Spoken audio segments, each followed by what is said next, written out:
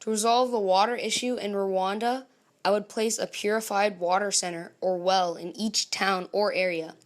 This would allow anyone without the access to clean, purified water to come here and get some whenever they needed it. To resolve the energy crisis, more power plants can be built in areas without electricity along with access to the plant through electrical lines connecting into houses, businesses, and other places. This will add on to and complement the IDA's support in the energy sector. New roads can be added to areas with no roads. They can also be added to connect roads between cities, towns, or rural areas.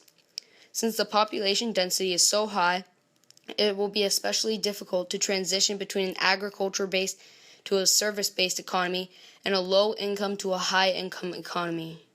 If the right agricultural tools, techniques, education, and strategies can be given to farmers, along with enough crops and livestock, then a small number of farmers could be able to support the large population.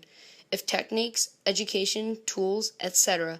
could also be given to people working in the industrial sector, then they could also help support this large population and manufacture trade crops. This would allow the rest of the population to work in mostly service jobs since they are being supported by the farmers and industrial workers. This would also give the farmers and industrial workers a higher pay than they usually would have because there aren't as many farmers and industrial workers. So more of that money could go to each person or family. The miners and other people in the primary sector could be paid more if less people do these jobs, and they could be given the tools and education to complete the tasks with less people. These people could supply the country with resources to use for themselves or to trade.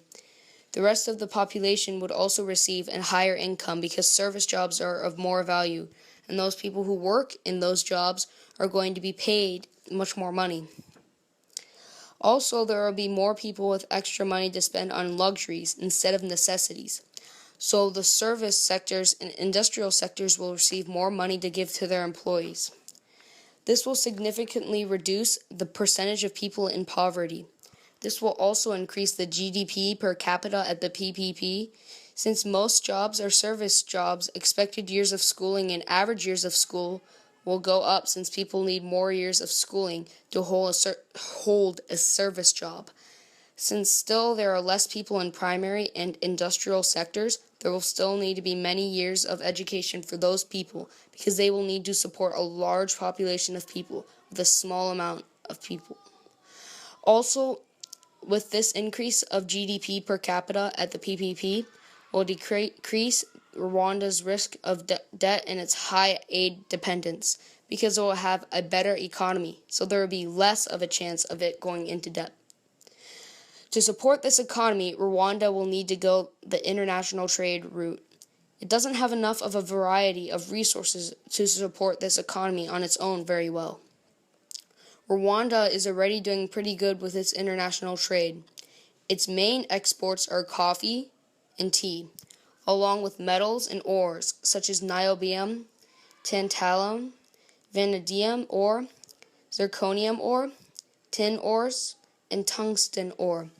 It mainly imports cars, refined petroleum, cement, packaged medicaments, and human and animal blood. Places that Rwandan exports go to are Tanzania, which borders Rwanda, DRC, or the Democratic Republic of Congo, which is separated with Rwanda only by a small body of water, Kenya, which is very close to Rwanda, Uganda, which also borders Rwanda, and China.